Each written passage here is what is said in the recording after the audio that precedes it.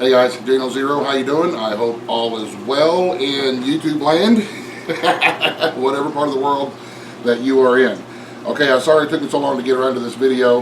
We're getting towards the end of August, so it's time for us to start getting our hunting gear prepared for hunting season, meaning give everything a good cleaning and oiling and inspection before we start using it. We do that after we get through hunting, of course. We clean everything before we put it away.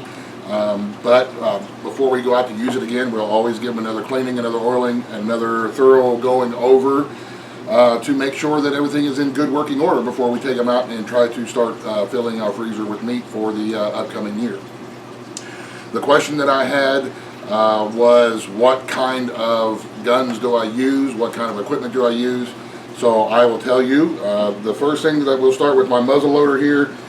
This is a Connecticut Valley Arms CVA Buckmaster Magnum.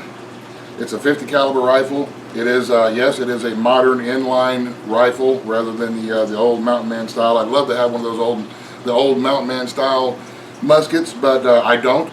This one here is still the same, even if something goes down to where I'm unable to get any kind of bullets or powder. This will shoot straight black powder and hand casted bullets, just the same as the old time rifles will.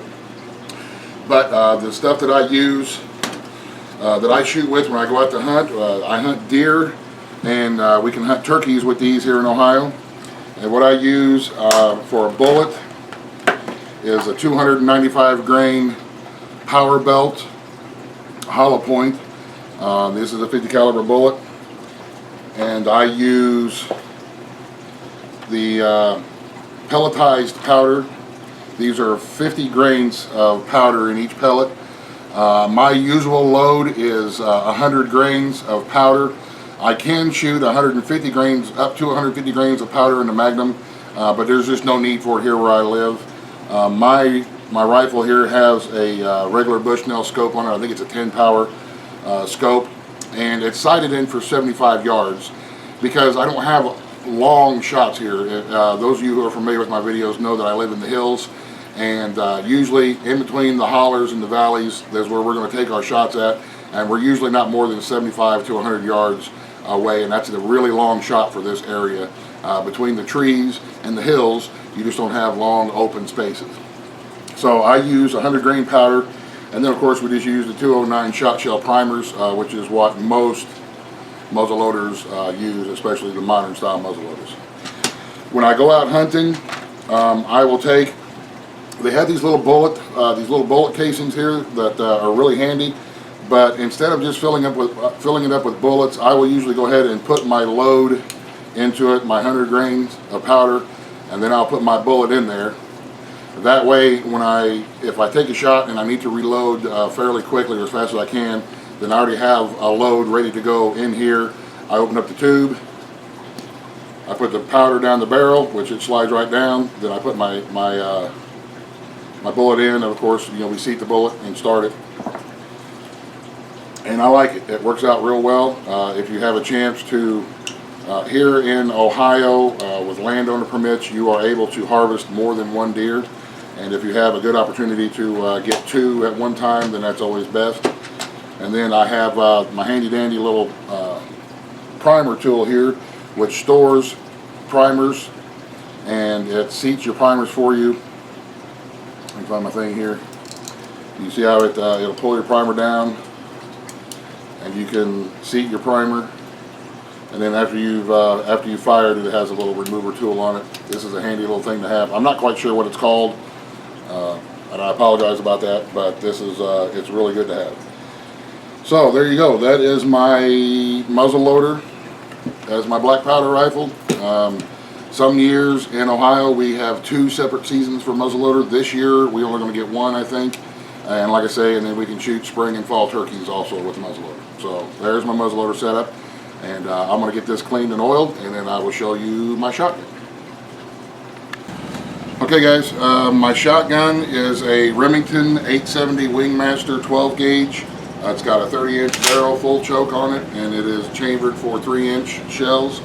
My father got me this shotgun when I was 14, and it has been a really good shotgun for me. It's about time that re-blew it and stuff, but you know, we always try to keep it clean and maintained, and it functions just as good as anything else out there. Not saying that these is the best shotgun. This is the only shotgun. This is my shotgun. This has been my baby for a long time, and this is what I do most of my hunting with this shotgun right here. Whether it be you know, deer, turkeys, you name it, we've shot squirrels, rabbits, coons, pheasants, quail. We've ducks and geese. I use this for everything. Home defense. This is my home defense shotgun as well. I don't have any kind of fancy tactical shotgun. If somebody's trying to break in the house and I blast them with this, well, they're going to be just as sorry as I did if I blasted them with some super cool, tactical, awesome gun. So this is it, my Remington 870 Wingmaster. I've had it for a long time, and this is what I have for my shotgun. Old and beat up, but so am I, so it fits me well. There you have it. So I'm gonna take this thing apart and clean it up and get it ready, and then I'll get my 22 out and I'll show you my 22 here in a little bit. And those are the extent of my hunting guns. So anyway, let me get this thing cleaned out. This is not going to be a how-to clean your shotgun or any of that kind of stuff. This is just the gear that I use, that I have. So there you go. Okay guys, here's my 22 rifle. It is a Ruger 1022. I absolutely love it. I've had this thing for years and years and years. When I bought this rifle, it was black, a black stock, and it had the chrome barrels, and me and my buddy MacGyver put this paint job on it. This is just black, black grill paint, high heat paint, and we took it all apart and laid the stock on the ground and just put some grasses and leaves and stuff like that on it and hit it with different colors of spray paint to camouflage the stock. And I just got a little Bushnell scope on there. I think it's a 4-power for squirrels and such. And those are my main critter getters. Those 3 rifles. I don't have any, like I said, I don't have any kind of super cool tactical stuff like that. I just don't need it. When it comes to hunting, these do more than a good job. They have fed us for many years, and they will continue to. Like I say, there's guns that I'd love to have, and it'd be awesome to have some of them super cool tactical guns, but we just don't have the resources to get them. So we take care of the guns that we have, and these are the 3 guns that I use to put food on our table. So, and it's okay if you've only got a couple of guns. It doesn't matter that you don't have a super cool gun, because the animals just don't care what you're shooting at them. All they care about is you're shooting at them. This one here is mainly, we use this for the smaller game, the rabbits and coons and squirrels and so on and so forth. But this 22 rifle does have, a well-placed shot will bring down big game too. So if you're in an emergency and all you have is a 22, don't be afraid of it. Make sure you get a good shot, and it will bring down big stuff as well. So there you have it, guys. I hope that helps. Those are my 3 hunting guns. That's what we use, and that's what we have. So hope that helps. Guys, thank you very much for watching. Y'all have a great day. God bless. The end. Buzz, buzz. The end.